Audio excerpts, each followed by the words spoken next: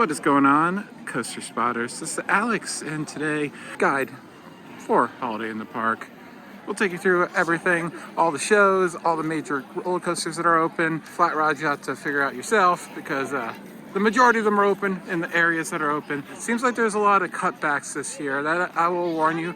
But if you're here to enjoy the lights, you're good. Walking in, Holiday in the Park, always just the most joyful time of the year to have a great adventure. Let's go inside. It's gonna be a fun night. The included roller coasters this year is gonna be Joker, Superman, no Green Lantern this year it seems, Harley Quinn Crazy Train, Skull Mountain, Jersey Devil, Nitro, Batman the Ride, and The Dark Knight. And of course, extreme rides will include Wonder Woman, Lasso of Truth, and Cyborg Cyberspin. If you want to have a nice warm ride, you can do Justice League Battle for Metropolis, their indoor shooting ride. Unfortunately, Houdini's Great Escape will be not part of it this year. The last extreme ride that you can do is Twister. This is gonna flip you upside down somewhere between 3 and 5 times. If it's less loaded, you're gonna flip more. And I highly suggest you do this. It is the last one in the United States, and you just never know if something goes wrong during winter maintenance and they have to pull the plug on it. I would ride it when you can. For the little ones, the only kid section is going to be Junior Thrill Seekers, which includes about 8 or 9 rides or so. So the rides over here and then the rides over by Skull Mountain. And of course, didn't mention it with the roller coasters, but of course Little Devil is also available for the little ones as well. One of the best attractions to do during Holiday Park is going to be the Skyway. It is a round trip. You don't need to get off at the other station. Brings you right back next to Skull Mountain.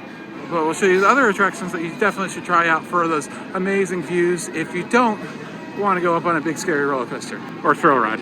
If you want a view and a thrill, Sky Screamer will take you up 260 something feet of the entire park. It's absolutely fantastic. One of the colder rides though, beware, like Nitro is not as bad because this is consistently cold on a cold night. But if you want a slow paced view that's pretty much the same, but from about 150 feet, you got the big wheel. Another great place to see the park from above, although you're away from a lot of the lights, but still nice nonetheless. It's the Parachute Tower. To start with, right down Main Street, you're going to have the giant Christmas tree, and I am happy to announce that they have updated the show, new animations, new music. I loved it when it debuted in 2015, but by last year, its time had come and gone, and great to see it's got a new show. This runs pretty frequently, once 5 o'clock runs around, I believe every half an hour or so. So, there you go. Frost has returned again this year. We're going to go ahead inside and check it out and see how it is this year and let you know whether you should watch it. You probably should. It's the best thing they do here. All right, so this year's Frost was pretty good. It was 3 acrobat sections and 1 section of magic along with the dancers in between. Always a fantastic show. A lot of different stuff. I don't think anything was repeated, although it's a lot of the same type of stuff that you've seen in previous years, but no repeating act as other years, which is great to see. And they got rid of the jumping trampoline wall as they did for Fright Fest, which I loved, but it had been used for so many years, so I'm really glad that they did not use it again this year. In front of the Slingshot, Holiday Memories, Granny's Country Kitchen, there will be performances, 3 different performances of carols. I'll put the show times there. Have not seen any of them, but fun to see. And they're rotating around the park this year instead of being in one place throughout the night. Multiple locations around the park. You have the campfire s'mores and fire pits. Right near Joker, you have the Merry Market. This has moved around over the years. It was over there one year, and then for the last few years, it's been in the catering area, but now it's right down Main Street, right past the giant Christmas tree. At the Holiday Market, here is everything they have. They do have the stuffed churros. Those are not on the snack plan, and the extreme holiday cinnamon buns are not as well, but pretty much everything else is. And that extreme holiday bun looks like it has like Oreo pieces on it. Looks pretty good. And the Sartorios include apple, strawberry, and Bavarian cream. After walking through the holiday market, I love the new location. They probably should have had it years ago here. Food has kind of taken a little bit of a step back, I would say, this year. Not as many special things, but inside the brew house, you do have some holiday sandwiches. Granny's gonna have all your chicken and turkey meals. And the Main Street Market is where you can get all that souvenirs, all your Holiday in Park stuff. Let's go ahead and check out what they had this year. Holiday in Park sweatshirts, all $40. Naughty Nice, and I tried. I believe this is new this year. I really like it. And then a cute little bear. And a belt. How much is the belt? $8. Oh, okay. You can get a belt for $4 if you have that 50% off. Holiday in Park trash bags. In addition to the main store, they also have Chill Out, where you can just get hats and warm gear. They got you covered. And remember, Last Drop is where you always get your coaster souvenirs. My favorite store in the park. Also, Great Adventure, if you're listening, please remember back the Parkscapes. I never got one and I'm really sad. Please bring one back. Inside the Last Drop, you have this kind of cool sweatshirt. And then they have bubble ornaments of Nitro, King Ka, El Toro. All right, first thing you probably want to know is where Santa is. He has moved again this year. He is right here where ride information usually is.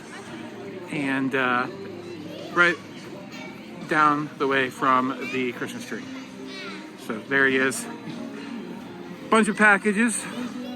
And you can pay for it right afterwards. Makes sense where they moved it to. Put it right next to the photo booth. And it seems your pricing is some probably pretty generic pricing that you normally get from Six Flags Photos. As we head down Dream Street, the arches that first appeared for the Summer Vibes Festival earlier this year have been reused with these wonderful blue lights. Oh man, it looks great. It's just so much blue.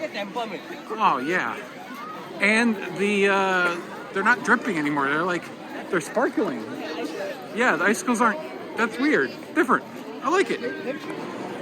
We do have a bunch of meet and greet princesses around it, like the Evergreen Queen here in Movie Town. Right by this guy right is the Poinsettia Princess. You can meet her for a little Poinsettia tree. And right across from the Poinsettia Princess is this cute little Ferris wheel flowers. The Ferris wheel that Ariel wanted me to make for our wedding, but told me way too late. AKA after I finished editing something after our wedding. Of course, on Dream Street, it's Snowping! Yay! Carousel and the Yum Yums are always pretty whimsical looking, but with the Christmas lights, they always look absolutely fantastic. Here in Ginger Run Junction. Right by the giant snowman, you can meet Jack Frost occasionally. There's one more character that we need to find out for you guys if he has returned over by the Jersey Devil. This year, right before you get to the parachutes in the boardwalk section, you have a little hay bale maze with little decorations for the little ones, free of charge. And one of the best places for your photo op is going to be right here with the big ornament that you can walk through. That was reused this year as a beach ball for the Summer Vibes Festival. And then the pile of Christmas presents. Also a great place for that selfie. The kiddie train that I believe has spent more time as a photo op than an actual ride is located right from the Boardwalk Game Center this year. Right between all the tents. And one of the places that you might just miss the lights is going to be down here. The back pathway from the boardwalk all the way down to Joker. And these have the newest lights, so I definitely would suggest checking these out.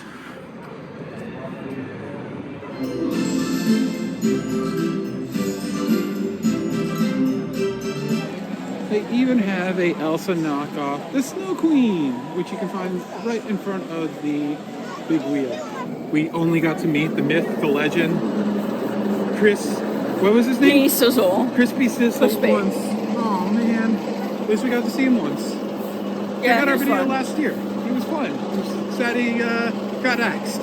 He settled away. And that's it. Thanks for watching. This has been Alex for the Coaster Spot and my wonderful wife, Ariel. I'm going to go ride Jersey Devil because, you know, I'm doing that all the time. Bye.